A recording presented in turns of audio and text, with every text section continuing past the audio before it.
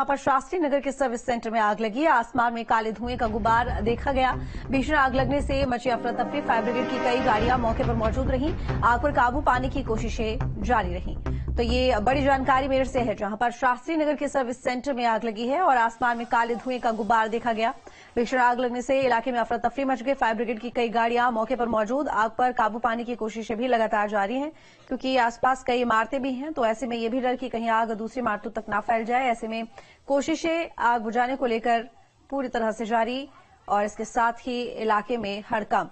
आग किस वजह से लगी ये भी साफ नहीं। शास्त्री नगर का इलाका, सर्विस सेंटर, जहां पर ये आगजनी की घटना जिससे जो लोग हैं रहने वाले इस इलाके में, वो भी काफी डर गए, सहम गए। और वहीं फायर ब्रिगेड की कई गाड़ियां मौके पर पहुंची। साथ ही आपको बता दें कि पूरे इलाके में धुएं का गुब्बार हर तरफ दिखाई दे रहा है और ऐसे में अभी भी मशक्कत जारी है कि किसी तरह से आग पर काबू पाया जा सके। कपिल सोनी हमारे साथ जुड़े हुए मेरठ से ज्यादा जानकारी के साथ में। कपिल, ये आग कैसे लगी और फिलहाल क्या स्थिति है? जी बिल्कुल, मैं आपको बताना चाहूंगा, ये शास्त्री नगर का पीवीएस मॉल जो है उसके पास एलजी सर्विस सेंटर है, जिसमें अचानक शॉर्ट सर्किट से आग लग गई और देखते ही देखते आग ने विकराल रूप धारण कर लिया।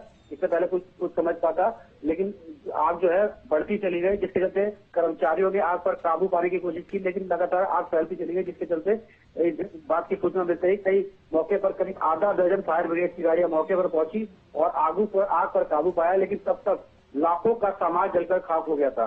वहीं अधिकारियों की माने तो शॉर्ट सर्किट से आग लगी थी, जिसके कारण ये हादसा हुआ। हालांकि कितने लाख रुपए का नुकसान हुआ है, अभी इस बात का आकलन लगाया जा रहा है। जी क्या जिस वक्त ये आगजनी की घटना हुई है उस वक्त आसपास लोग भी मौजूद थे इमारत में? जी बिल्कुल, ये एक तरह का फौज भी इलाका है और यहाँ आसपास काफी मकान है जहाँ लोग रहते हैं। लाखों की आबादी में यहाँ जो लोग रहते हैं, और कहीं ना कहीं अगर समय पर आग पर काबू नहीं पाया जाता तो मैंने बता रहा, जिस तरीके से पीवीएस मॉल जो बड़ा मॉल है, यहाँ मल्टीप्लेक्स मॉल है, फिल्म देखने भी आते हैं लोग, घूमने भी आते हैं, मैकडॉनल्ड्स से पिज्जा बर्गर भी खाने आते हैं। काफी भीड़ वहाँ मौजूद थी। अगर समय पर आग पर काबू नहीं पाया जाता तो और भी भयानक हादसा हो सकता था। तो यानी कि किसी जान की हानि तो फिलहाल इस हादसे में नहीं हुई है, और इसके साथ ही आग क्या बुझ गई है? अब स्थिति कंट्रोल में है? जी, स्थिति अब पूरी तरह से कंट्रोल में है, लेकिन जिस समय आग लगी वहाँ अफरा तफरी मच गई, क्योंकि काफी संख्या में लोग आसपास मौजूद थे।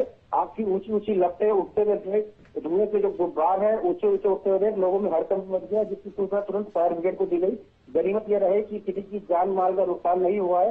हालांकि जो एलजी कंपनी है उसमें इक्विपमेंट जो थे और जो यंत्र वगैरह थे